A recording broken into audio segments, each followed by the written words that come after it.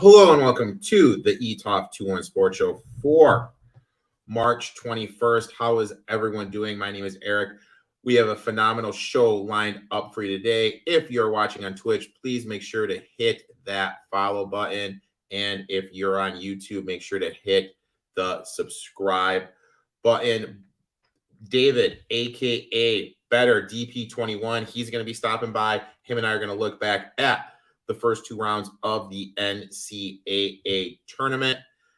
But before I welcome David on, a big announcement. I would like to announce I am partnering up with the Sharps app. Sharps is an app where you can track your bets. You can see what other people are betting.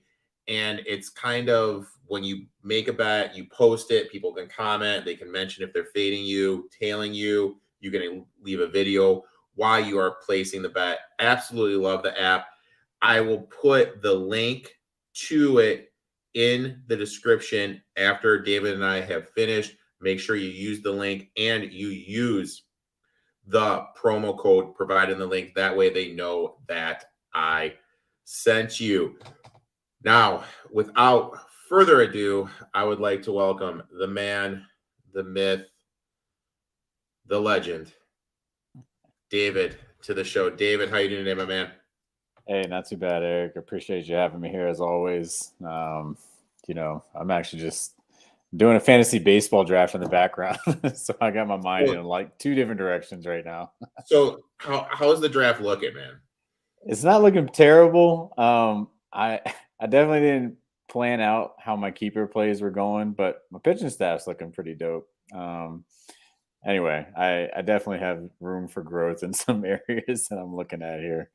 But overall, not bad, man. Not bad. How's your day been? Oh my God, dude. Well, I'll tell you what, I decided I gave up caffeine. Okay. And I never realized how addicted I was to caffeine. Sure. I mean, running on excellence, and that was my fuel, dude. So I'm not gonna lie, I am struggling. Yeah. I am struggling. So obviously with the tournament and everything, the big thing before we jump into bets and everything and talk about, our takeaways, the big news was Fairleigh Dickinson University upsetting Purdue. You know what? I'm going to be the better man. I'm not going to say how I said Purdue was losing in the second round and you said they were winning it all. Let's just talk about the game. What was what was going through your mind when you're watching that game? So many things. I mean, how close it was. I didn't really think they were taking advantage of Edey down low the way that they probably should have. From what I had talked about from last week was really kind of just how I thought that their defense would show up and hold the team down a little bit more.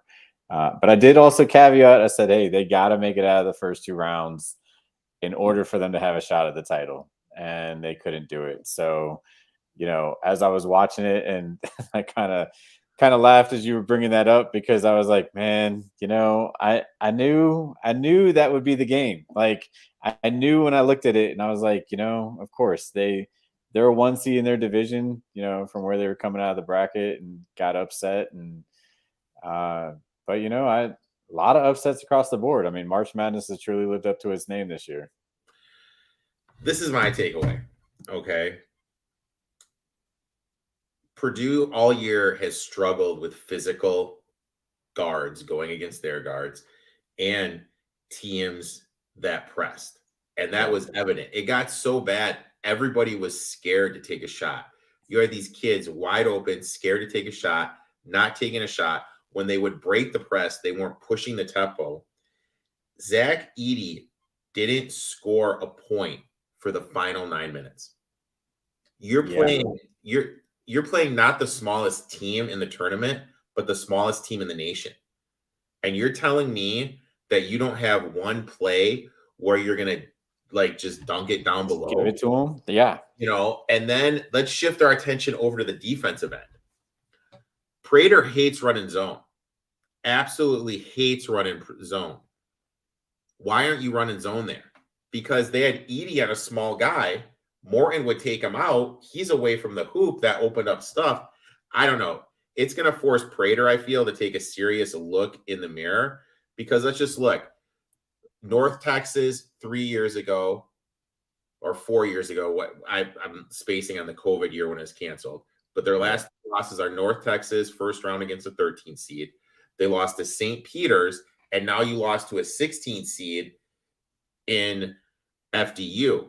I mean, Prater is going to have to take a serious look in the mirror and change the way he's doing it. Plus, when we bet these games, guard play plays. Let's look at the last 3 players of the year. This year, it's obviously going to be Edey, first round exit. Yep. Last year, Sheboy, Yep. first round exit. The year before, Luka Garza, first round exit. 3 years in a row, 3 centers, Naismith player of the year, 3 first round exits. Guard plays, and that's something we need to remember when we're going into this tournament. One thing I did want to ask you is, we've seen unders hit a lot, and that's starting to gain traction, if you will. Right. 35-17 to the under for the whole game, 67%. First half unders, 53% ATS. Second half unders, 62% ATS. Are we at the point now where we're going to see an adjustment, or because more general people bet this, and people that don't take it as seriously as you and I do, no offense to people that are watching, tend to bet the over? But you know what I mean? Like, you and I tend to bet unders on totals a lot. Oh, yeah. You know, that's just the way we are. But it's like there's a lot more public money instead of sharp money in the total. When are we going to get some value on these overs, I guess, is my question to you. Yeah, I mean, I think early on, I do think defense kind of shows up a little bit more in these early round games. I think people are also a little more skittish, just with the opening round of the tournament, if you will, and everybody's got jitters going. So I think unders are more prevalent at that point. I think you're gonna see these teams that have made it to where they are with the Sweet 16 really kind of open up on each other at this point, though.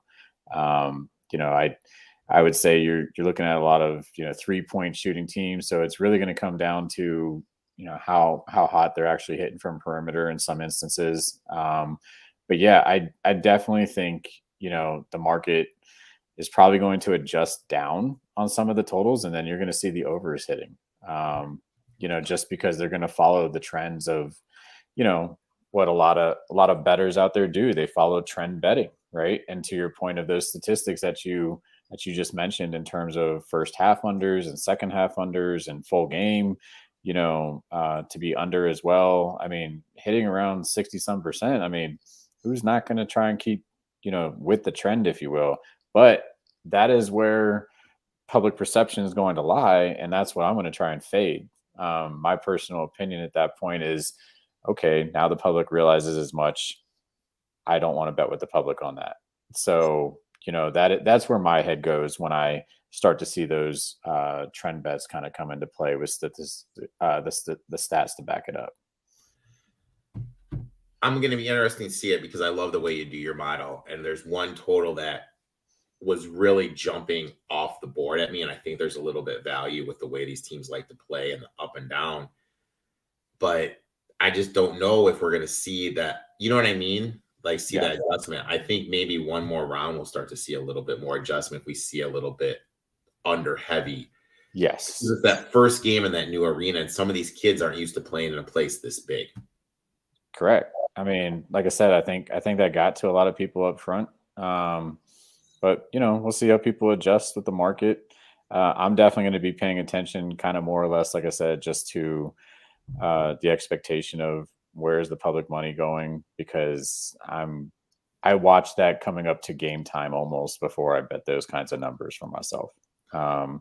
It's just, it can get that sharp really at the end. You're just going to see that slight bump where that half, that hook on the total or something, or whatever the case may look like, is going to indicate, the direction that you probably should go with your bet for that game. How are we hedging? I'm assuming Bobby means futures. Yes, Brandon. One of them is 90-1 that was given on the show. David, I don't mean to brag, but I'm going to brag right now. Just listen to my future portfolio here. Okay. I'm sitting on Michigan State 60-1, Arkansas 40-1, UConn 35-1, Florida Atlantic 275-1, San Diego State 130-1, pre-mentioned Miami 90-1, and Creighton only at 28-1. So you know what? I think I am sitting insanely pretty here. How? All right. Here's the thing, and I gotta say this: like, no matter when we come into these shows together, your futures bets are on point. Like, you're doing the same thing at the Super Bowl when we talk. You're sitting there going, "Oh, I got each. What do you want to do?" I'm like, "You should take a seat and take some popcorn and just get ready for the show because you don't have to bet on either side of this game." I don't have to do anything. I'm sitting insanely pretty. There was one other team I made a future on that was TCU, and that was the one I had the most confident in. But obviously, when Lampkin left the team, I knew they were kind of DOA because he was such a big part of the team. Sure. Now, obviously, one thing I always like to do is ask someone what your weekend takeaway was from the betting slate. What was obviously your weekend takeaway from the first two rounds? So my weekend takeaway, if we're really looking at it from an overarching perspective, was Purdue did Arizona a favor in terms of having the worst loss of the weekend, in my opinion. Just being the 1 seed getting beat by a 16, right? But overall, where I did focus in on that Arizona Princeton game because I actually really thought Princeton had a good shot, and then they did. And then now look at where they are, sitting in the Sweet 16 against Creighton. That to me was, one of my biggest takeaways was looking at, some of these dogs that were going up, through the tournament and everything like that. I just found a lot of value in betting against the public all weekend long. And whether that, I'm not even trying to really focus in on specific teams as much as my takeaway of the weekend was if you faded the public or you bet with, the what I want to call any dog money whatsoever across any of these games, you're probably sitting like a very nice return on investment right now from the entire weekend with your bets. And that doesn't even need to be the points. That could just be straight money line. Anybody that went in with the mentality of I'm going to go ahead and just bet money line on every single game, you probably would go, 0 for 8 out of the first gate, or whatever. But then you hit a team like Princeton who's sitting on plus 600, plus 700 kind of money line for themselves. And you're sitting all of a sudden even or plus, ROI for yourself for the whole weekend. So there were definitely some teams that showed up for me. I think I shared with you at one point just one of my parlays that I was putting together for fun just to prove a point. And I did that just out of spite of, betting against the public and just playing the dog teams and seeing March Madness come through in its true form. I am a Michigan State homer. I'll be the first one to admit. I have no shame. We suck in football. This is the only sport we're good at. Let me freaking have it. Let me freaking have it. Have it. The point. Fading the public is a phenomenal thing. I like doing that a lot in March Madness when MLB first starting out, just kind of seeing where the money is and kind of, seeing what people are doing and just fading the general public. I think that's a great take, great strategy. My thing is this, what I do when I cap a game, and I think it really came to fruition this first weekend, is I don't look at the team names and the stats I look at, okay? What a team does well, what a team struggles with, rebounding, pace, 3-point shooting, defending the rim, attacking, all the stuff I look at. And I put it on a piece of paper, and then I take the team names away. Yep. So my thing is this, and I was talking to some people, and I said Princeton was going to straight up beat Missouri. And if you just put what Princeton does well on a piece of paper and what Missouri does well on a piece of paper, and I just give it to you blind, you're going to say this team's going to win, and it's Princeton. Yep. Princeton's a better rebounding team, better shooting team. They don't turn the ball over. You look at what Missouri struggles to rebound. They play god-awful defense. and they turn the ball over and they don't defend the three well. And that's all, you know what I mean? And then when you look at Fairleigh Dickinson, yeah, they were awful in the half court, but they're one of the better pressing teams in the country. And that's what Purdue struggled with all year. Same thing with, and then in terms of Arizona, you know, it was a good matchup for Arizona, good matchup for Princeton against Arizona too, when you just look at the paper. And I think that's the main thing that I kind of recalled to myself is don't get caught up in the team names. Just look at what teams can do, because it's an over 30 game sample size. If a team can't shoot a three, the team can't shoot a three. If a team can't make a three, you know what I mean? We've seen what these teams can do. And you mentioned fading the public. My hot take last week was this. Last year, South Dakota State was the quote unquote public dog that people had going to like the round of 16. This year, I felt it was Drake, and I said Drake was going to be this year's South Dakota State. Mm-hmm. And it was a team that looked like they were going to beat Miami, and then the wheels fell off for like the last 4 minutes. Right. That goes back to your point about fading the public. Now, also, I need to ask you, how many of your Final Four teams you got left, buddy? I think I got one. Oh my God, dude! What was it? Tell me your Final Four and what your final was. I don't even want to say. So Houston is my lone team sitting there within the Final Four. All right, I went a little chalk, you know, when it came to my Final Four, but that was just looking at the matchups. That, I mean, obviously, when I picked my bracket, you know, obviously I went with the team that I didn't think anybody would pick, right? Of course not. And then they didn't win it. So there it is. But, you know, that was my strategy going into the bracket, of course, right? I wanted to make sure that I was picking not the, you know, general consensus of what everybody else would do. You know, I really thought if they had a shot of coming out of that side of the bracket, you know, from the East, that, you know, Purdue really had a favorable shot overall. But yeah, that didn't work out. So within my Final Four, like I said, a lot of chalk. I had Kansas, I had Houston, I had Purdue, I had Arizona. Dude, I had. Oh, I remember. You're like Mr. Memphis, Big East over there. I had Memphis. You know what? Memphis. I'll tell you what about Memphis. I felt they got. I'm never one to complain about the refs, but when you have two guys calling timeout right there, I felt they got a little hosed. Whatever. I'm not going to complain about it.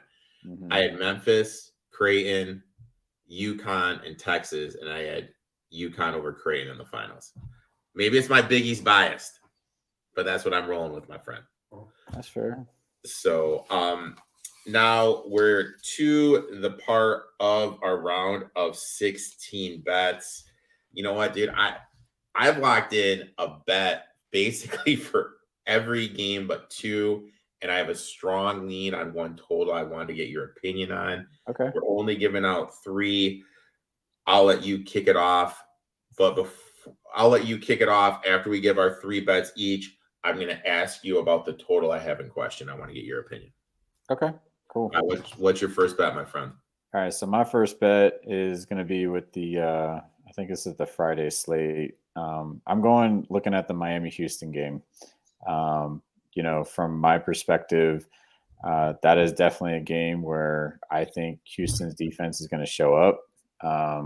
Public is heavy, and I'm talking like 80% heavy on Miami right now. The line has not moved from the opener, which usually, in my opinion, if I'm just doing line analysis, that right there alone is a telling thing to me that it hasn't moved up, hasn't moved down. It stayed -7 across the board all week. That usually favors the favorite in the game, which Houston is the -7 favorite in this game. So I am kind of just following the money right now. You know, actually, I will say this. I was wrong. It actually did open at -6.5 because that's where I got it. And so it has moved a half point in favor of Houston, with also being the, you know, less liability for the books. You know, the book is going to come for their money. And I definitely think that's where I think Houston's defense, I mean, they showed up in that second half. Like, I actually got nervous for them for a moment, you know, when I was watching their game to get to the Sweet 16. And, you know, they absolutely just held Auburn down, and I think they held Auburn to maybe 9 possessions against, or 9 shots or something like that. They didn't score many points, I guess, in that second half, at all whatsoever. And then, it ended up looking like a blowout by 20 points, but it was a hell of a comeback. But yeah, I locked in Houston -6.5. It's still sitting at -7. There is still value in this line, in my opinion. Definitely something that I would suggest taking. Houston injuries scare you? No. I can't stand Sampson either. I think he's a dirtball. I agree with that statement. My first bet, call me a homer, my friend. Call me a homer. MSU -2.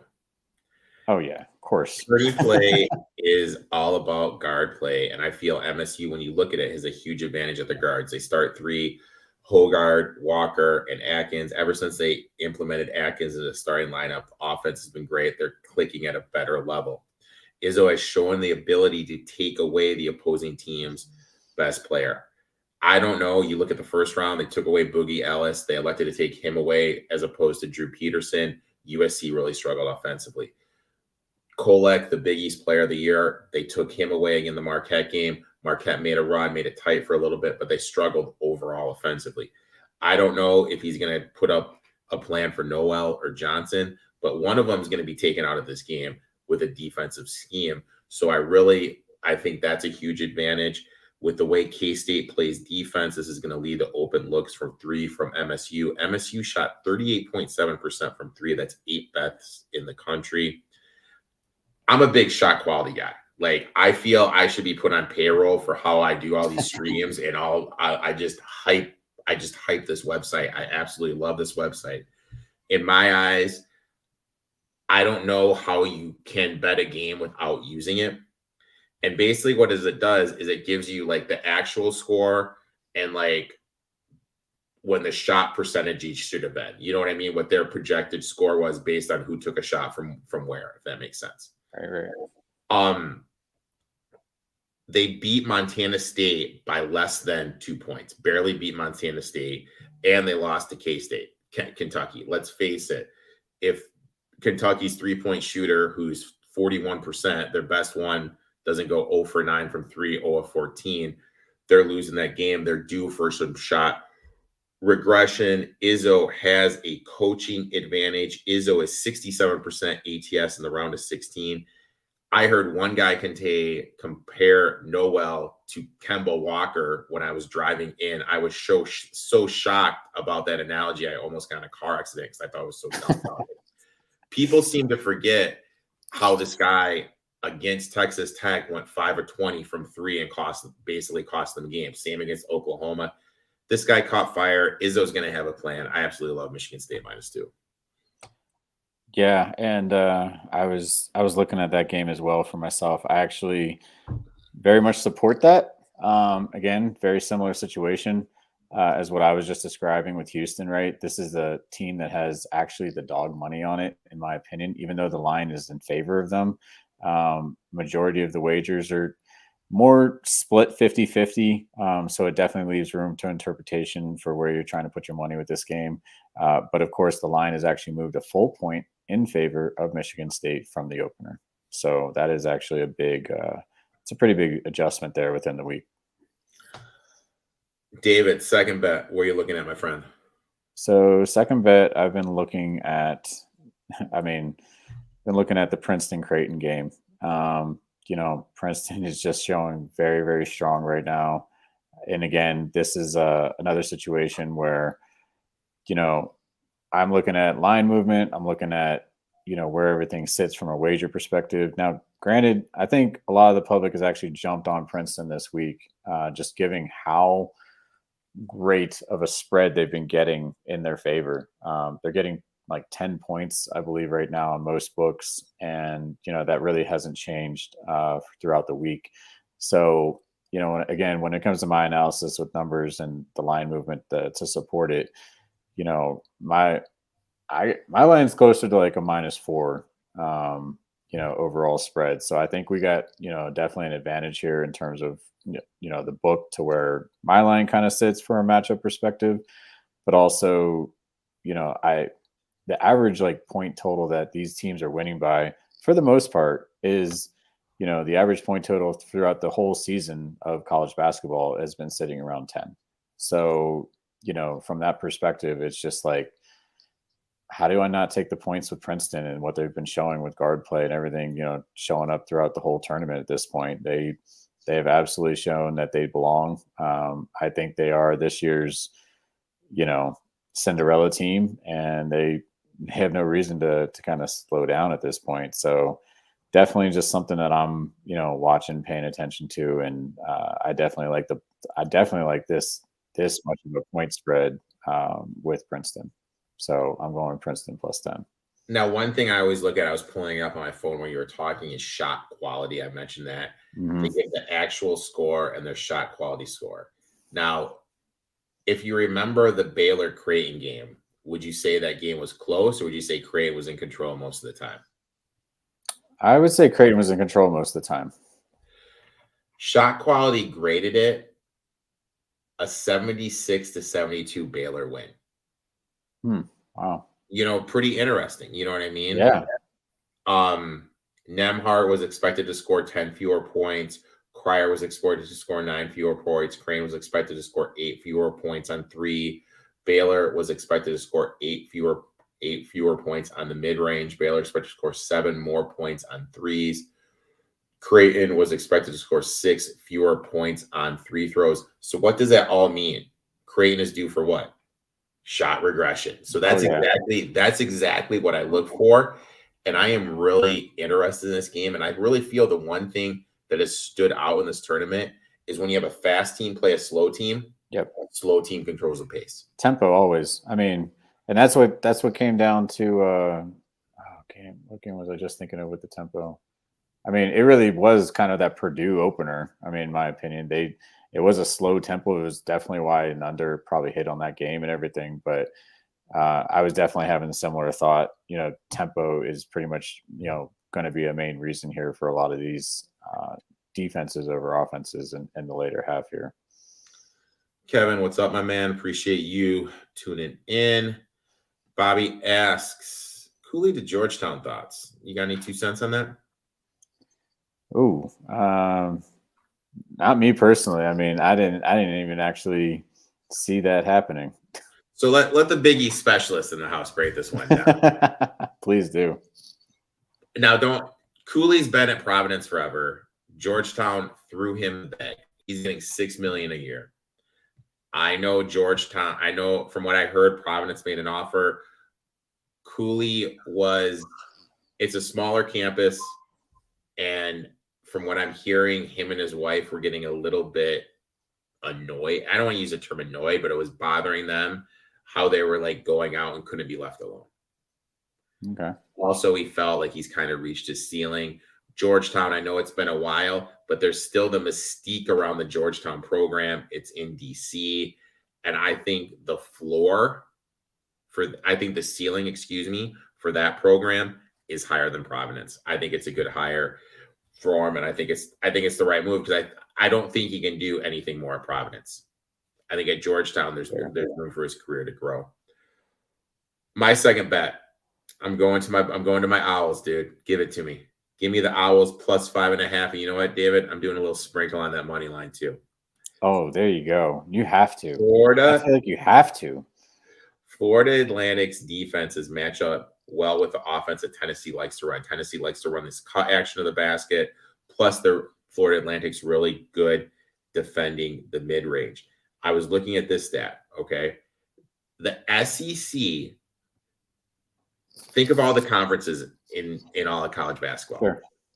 The SEC shot the worst as a conference from three-point land. Yeah. Teams that played Tennessee on wide open looks, that means there's no one within 3 feet of you, shot 26%. 26%. That means they were missing him and no one was around him. Florida Atlantic shoots 37% from 3. That's top 50 in the country. And they average to make 10 threes per game. These threes are going to drop, and I really think Tennessee is going to be a little bit shell-shocked when they finally play a team that's a good three-point shooting team, and they're kind of like don't know what to do. With the physicality that FAU has is going to match up well with the physicality that Tennessee has. Also, Tennessee is very limited offensively with what they can do with no Ziegler and Barnes. 40% ATS in the tournament as a favorite. That drops all the way down to 37%. Give me Florida Atlantic plus 5.5. And you know what? I'm doing a little sprinkle. I'm pulling up right now to see what the best money line I can get. But I like Florida Atlantic here to straight up pull off the upset. I love it just for the fact that everything is, I mean, to that point of that game, this is a very even matchup, in my opinion. So I love going with the dog when I find an even 50-50 game. That is my mantra. It's something I've learned from one of my tutors, that even, was taking me under the wing early with sports betting when I first got in the game a few years back. And, definitely when you're looking at a 50-50 matchup, no matter what, you always favor the dog in that matchup. So I definitely see that with FAU here, and that is just kind of where my numbers go in terms of supporting that play. So I think that is awesome. I'm locking in right now. Give me that plus 210, big dog. Give me that there you go on Florida Atlantic. And now let's go to the third and final bet.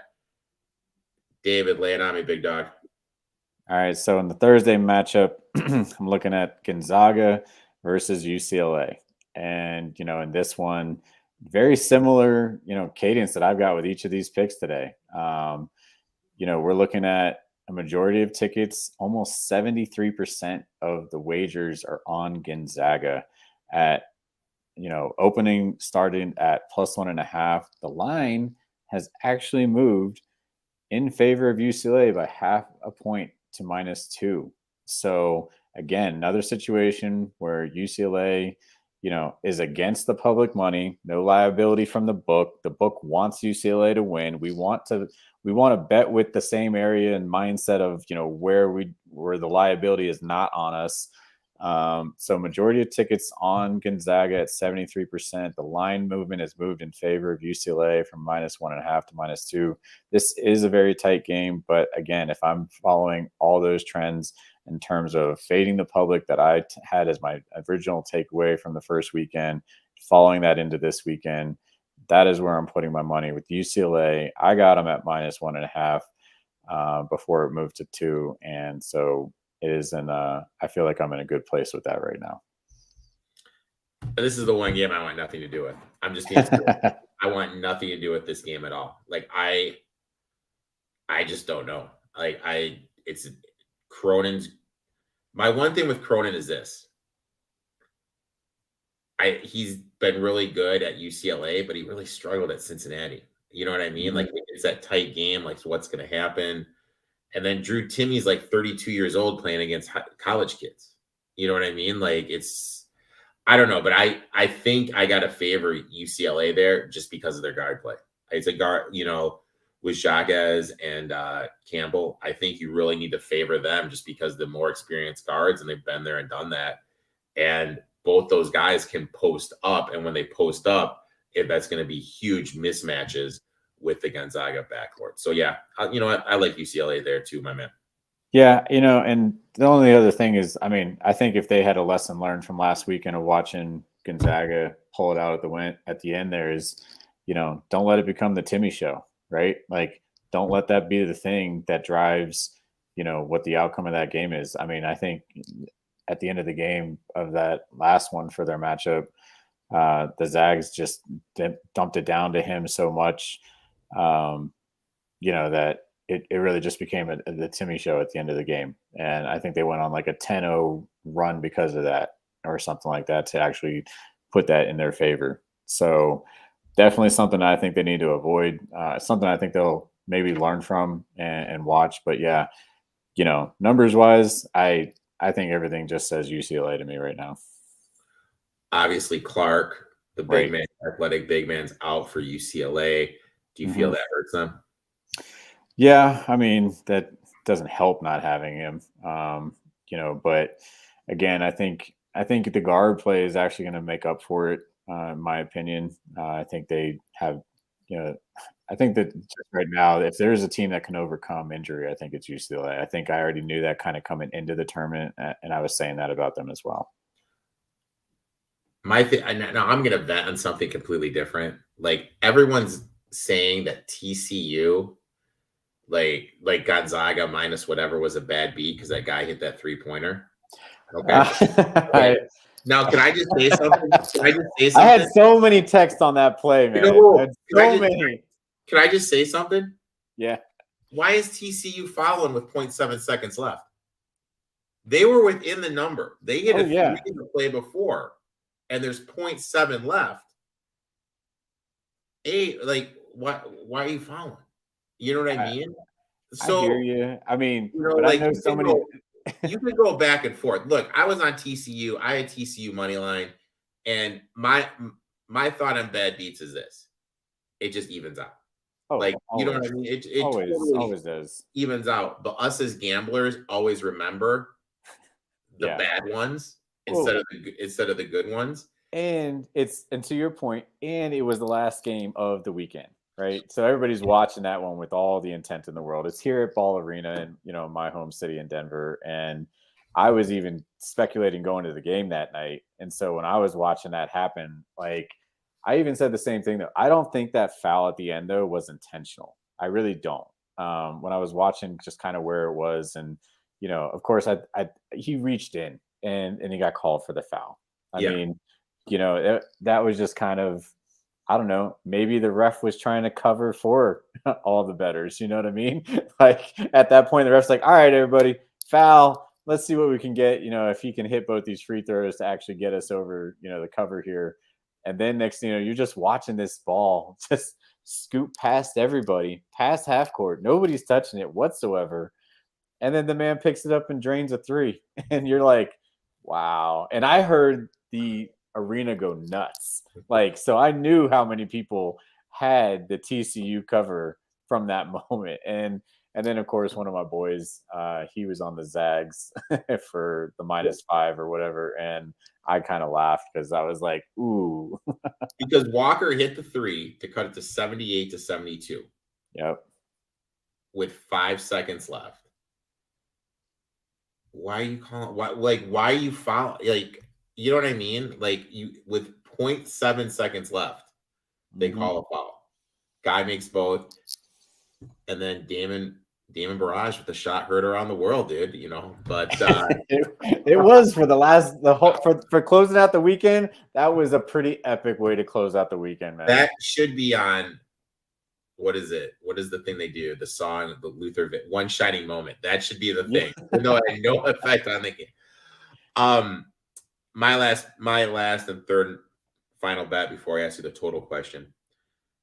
UConn -3.5. Good matchup for UConn as Arkansas likes to attack the rim, and UConn is one of the better teams in the country defending the rim. Plus, I said at the beginning of the tournament, anytime that the SEC team plays a team that shoots well from 3-point range, I'm going to fade the SEC. UConn averages 9.1 made threes a game. That's 31st in the country, and they shoot 36.2% from 3. That's 70th in the country.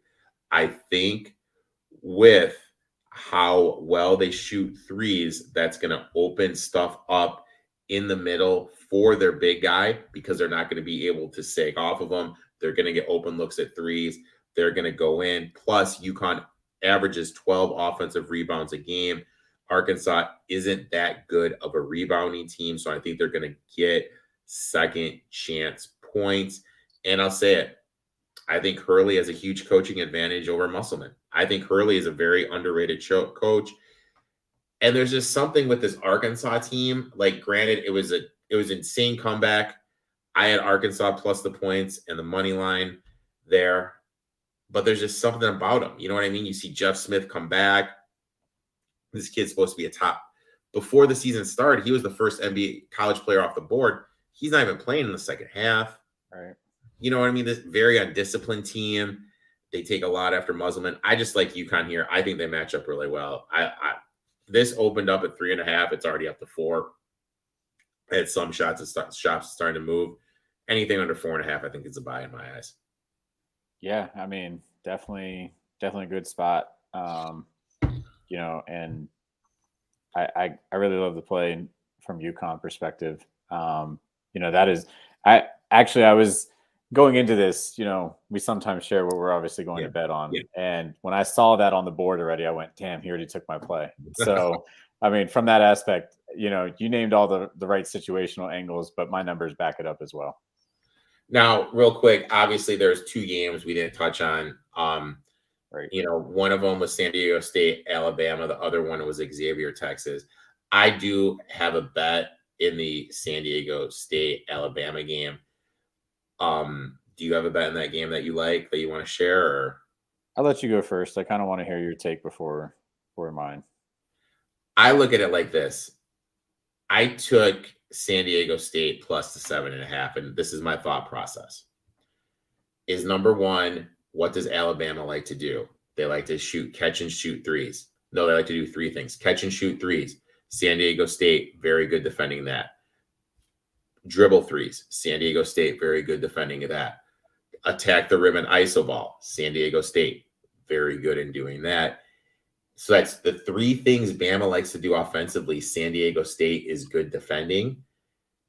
And San Diego State has a bunch of 22, 23-year-old dudes. Bama's got a lot of 18-year-old dudes. So you know what I mean? Like, those guys are more, their bodies are more developed. They're playing against men, not teenagers. Okay. I think the matchup is good. So I like San Diego State plus the 7.5. Am I a little concerned that if Bama goes on that big run, San Diego State getting blown out of the gym? Yeah, but I think San Diego State's going to be able to control the pace. There's no one on Bama's team I feel can shut down Bradley, and I feel Bradley can get his bucket when he needs to for San Diego State. So I'm on San Diego State plus 7.5. How about you? I like it. You know, it kind of goes back to what you were talking about with the SEC. I mean, earlier you said that stat about kind of the SEC and the 3-point shooting and, you know, everything else like that. And I think Bama is one of those teams that really relies on that.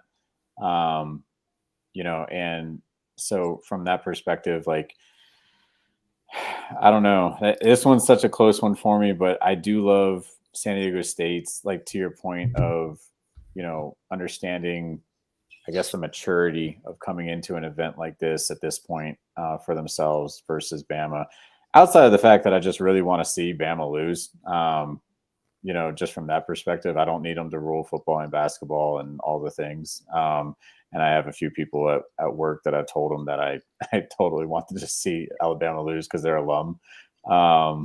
You know, but, you know, that being said, the numbers actually do support San Diego State from what I've been looking at. And another thing is like this is, let's just think about the mental side of this. Now, I'm not saying, I don't want to talk about what Brandon Miller did or anything. I don't want to bring that into this conversation. But I will say this, you have an 18-year-old that has to walk around with an armed security guard. That's got to mess around with an 18-year-old's mental psyche. So how is he going into the game? Yeah. You know what I mean?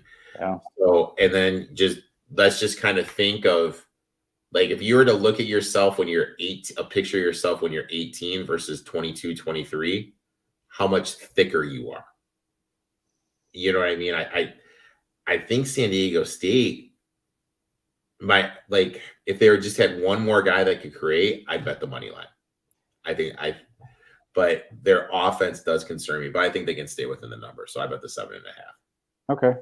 Yeah. I mean, you know, what's interesting to me about both of these teams that I didn't get into with the numbers is actually their defensive efficiency on KenPom. Like, they both are ranked in the top 10. So I just think I agree with you in terms of overall maturity. You know, they are more mature, more effective with San Diego State, just as a whole, from a depth perspective, experience, you know, defense. It gives everything about the Aztecs a reasonable chance to make it, you know, another round here. Now, the total, Jesus, it's already moving up.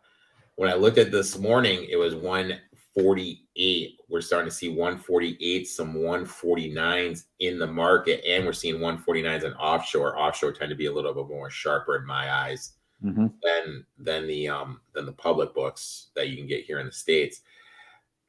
Over 148.5 in Xavier, Texas. I kind of like the over here.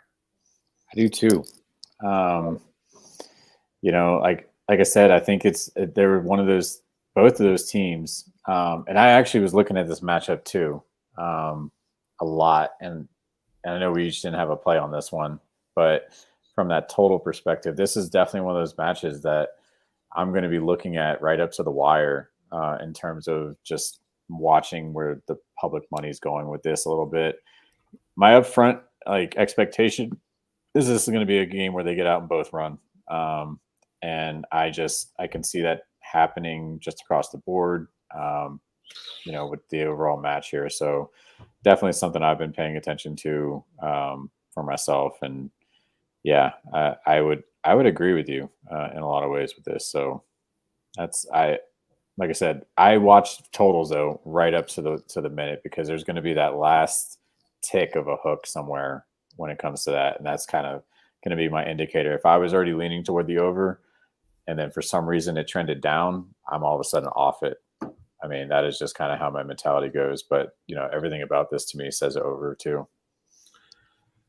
David, I'd like to thank you for coming on, talking some college basketball during the middle of your fantasy baseball draft. Hopefully you got some ballers out there. Why don't you tell everyone where they can find you on social media? Yeah, and thanks again, Eric. I really appreciate having me on here. Anybody that ever wants to talk shop, look for me on Twitter. Look for me on Instagram. Better DP21, better with an OR. Thank you for the time. You know what, my man? Let's cash some tickets. Let's make some money, and let's go FAU. We'll talk soon, buddy. Thanks for tuning in, guys. Thanks, brother.